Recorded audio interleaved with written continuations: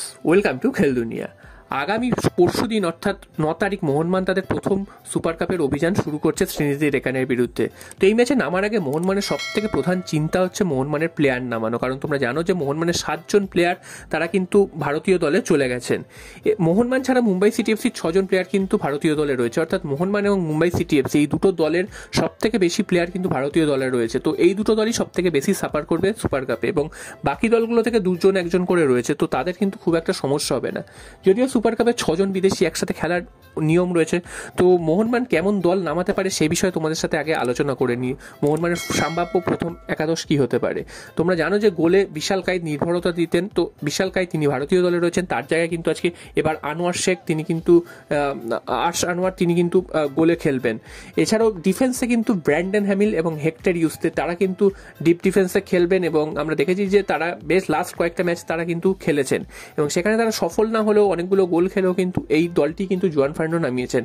তো এখানে খুব একটা বেশি চেঞ্জের কোনো জায়গা নেই, এবং তাদের সাথে সুমিত রাঠিকে আমরা দেখতে পেতে পারি, এবং একটু ওপর দিকে কিন্তু আমরা দেখতে পেতে পারি অভিষেক সূর্যবংশীকে, এবং তার উপরে হুগো বুমোর সাথে দিমিত্রি পেটাটস থাকবেন, এবং একটু বাঁদিক চেপে কিন্তু কিয়ান নাসেরি খেলতে পারেন, এবং ডান দিকে কিন্তু আশিস রায়কে আমরা দেখব, আর একেবারে ওপরে থাকবেন আর্মান্দো সাদিকো এবং জেসন কামিংস। তো 6 জন বিদেশি খেলালেও মোহনবাগানের যেভাবে বিদেশি চয়ন হয়েছিল প্রথম দিকে, সেখানে কিন্তু সব বিভিন্ন পজিশনে কিন্তু বিদেশির একটা সমস্যা রয়েছে।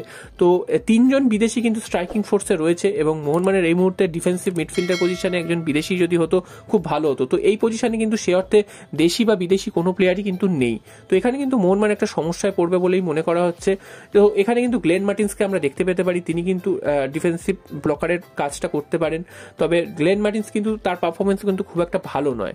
তো এই হচ্ছে মোহনবাগানের সম্ভাব্য প্রথম একাদশ। তো এখানে কিন্তু 2-1 জন এদিক ওদিক হতেই পারে। আর এরপর চলে আসি আনোয়ার আলী, তিনি কিন্তু তোমাদের কালকে জানিয়েছিলাম তিনি আজ থেকে মোহনবাগান প্র্যাকটিসে নামবেন, এবং যেটা দেখা গেল তিনি কিন্তু মোহনবাগানের ক্লাবে এসছেন এবং তিনি মোহনবাগান প্র্যাকটিসেও আজকে যোগ দিয়েছেন। তিনি একটা রিহ্যাব করছিলেন, এবং মোহনবাগানের কিন্তু বল পায়ে তিনি কিন্তু প্র্যাকটিসে নামেননি আজ, কারণ তার এখনো বল পায়ে প্র্যাকটিসে নামতে সময় লাগবে।